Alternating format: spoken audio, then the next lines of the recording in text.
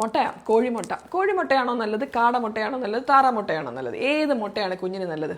ദിവസം കൊടുത്താൽ കുഴപ്പമുണ്ടോ? കൊളസ്ട്രോൾ കൂടില്ലേ? അത് കൊടുത്താൽ വല്ല തടിയായാലോ, പൊണ്ണത്തടി വന്ന പ്രശ്നമല്ലേ? ഹോർമോൺ തകരാറ് വരില്ലേ? ഇങ്ങനെ ഒരുപാട് സംശയത്തിന് കാരണക്കാരനാണ് ഈ മുട്ട. അതുപോലെ മുട്ട കഴിച്ച കുഞ്ഞ് ഛർദ്ദിച്ചു, അത് അലർജി ആയാലോ?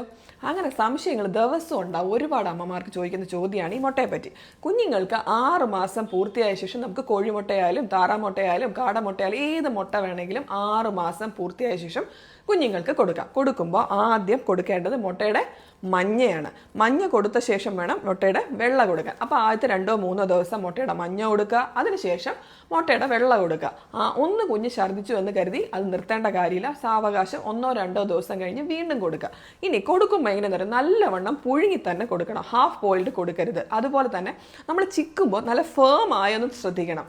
അല്ലാതെ ലൂസായിട്ട് ലിക്വിഡ് കൺസിസ്റ്റൻസിയിൽ മുട്ട വരുന്നുണ്ടെങ്കിൽ അത് പോരാ, അങ്ങനെ കൊടുക്കാനേ പാടില്ല. അതിന് ഇൻഫെക്ഷൻ വരാൻ, കുഞ്ഞുങ്ങൾക്ക് ബാക്ടീരിയൽ കണ്ടാമിനേഷൻ മുട്ടയിൽ ഉണ്ടാവാനുള്ള സാധ്യതയുണ്ട് അങ്ങനെ കൊടുക്കുമ്പോൾ. അപ്പോൾ അങ്ങനെ ചെയ്യാതിരിക്കുക. നല്ലവണ്ണം ബോയിൽ ചെയ്ത് പുഴുങ്ങി ഹാർഡായ മുട്ട നല്ലവണ്ണം സ്മാഷ് ചെയ്ത് കൊടുക്കാവുന്നതാണ്. ഇനി അങ്ങനെ കൊടുക്കുമ്പോൾ ഒന്ന് ഛർദ്ദിച്ചാലോ പാലോ വല്ലതും ചേർത്ത് നമുക്ക് കുഞ്ഞുങ്ങൾക്ക് കൊടുക്കാവുന്നതാണ്. ദിവസവും മുട്ട കൊടുക്കുന്നത് ആരോഗ്യത്തിന് വളരെ നല്ലതാണ്.